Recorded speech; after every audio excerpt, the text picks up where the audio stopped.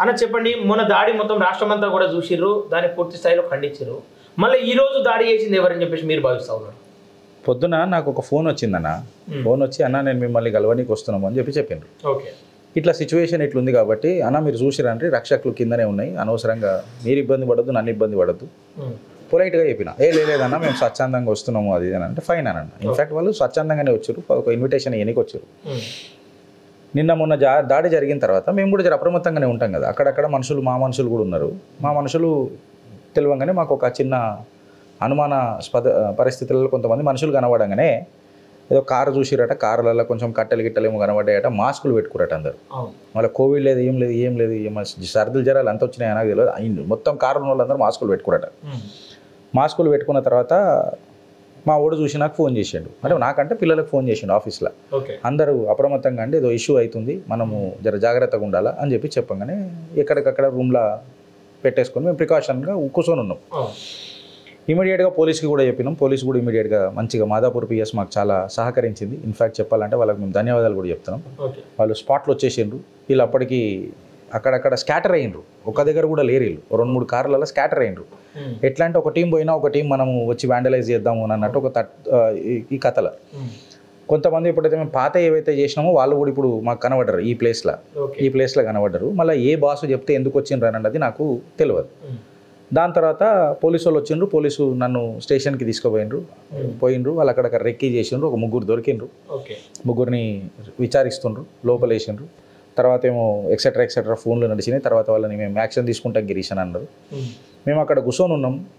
నేను గేట్ దగ్గర నిలబడ్డా, ఒక ఫోన్ మాట్లాడుతున్నా. ఒక 3 నన్ను చూస్తూ ఉన్నారు. పోలీస్ స్టేషన్లో నిలబడితే కూడా నన్ను కొంతమంది చూస్తూ ఉన్నారు. మళ్ళీ చూస్తూ ఉంటే నేను కూడా వాళ్ళని చూసిన తర్వాత పోలీసు వాళ్ళు అప్రమత్తమైండ్రు. వాళ్ళే కనిపెట్టిండ్రు ఎవడో మనం చూస్తున్నాడని. సాక్షాత్తు పోలీసు వాళ్ళే వాళ్ళని వెనక చేజ్ చేసుకుంటూ పోయిండ్రు. కొంచెం దూరం ఫరారైన తర్వాత నాకు ఇమీడియట్గా ఫోన్ వచ్చింది, అన్న మన ఆఫీస్లో మళ్ళీ దాడి జరుగుతుందన్న. అంటే దాడి ప్యాటర్న్ చూడండి మీరు, చాలా విచిత్రంగా ఉన్నది. మళ్ళీ నేను ఆఫీస్లో లేను.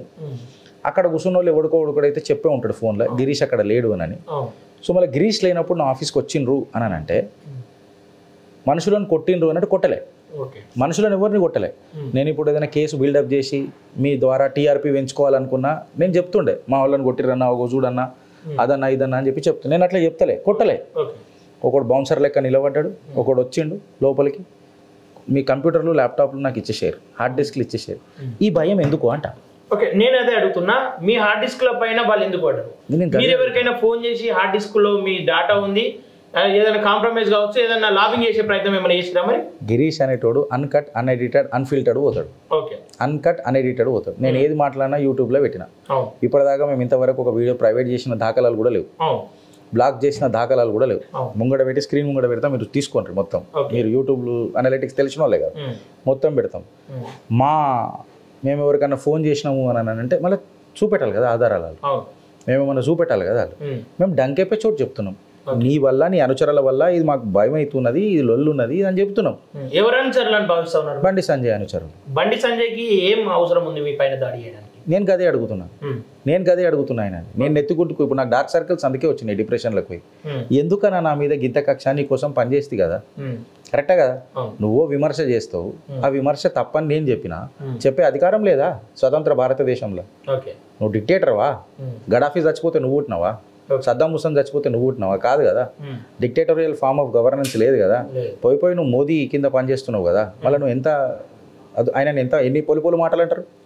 పొద్దున్న లేస్తే విమర్శ మోదీ గారి పైన ఎంత ఉంది, ఆయన ఎంత పేషెంట్గా ఉంటాడు, ఎంత సహనశీలంగా ఉంటాడు, ఎంత సౌమ్యంగా ఉంటాడు. మళ్ళీ ఏం నేర్చుకున్నారు ఆయనతో మీరు?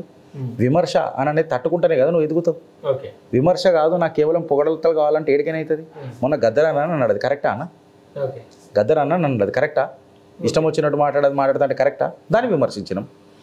మొన్న కూడా కేసీఆర్ మీద అన్నాడు, మళ్ళీ ఆధారాలు పెట్టి మాట్లాడగా. ఆధారాలు పెట్టి నువ్వు మాట్లాడు, మేము కూడా మద్దతు తెలుపుతాం.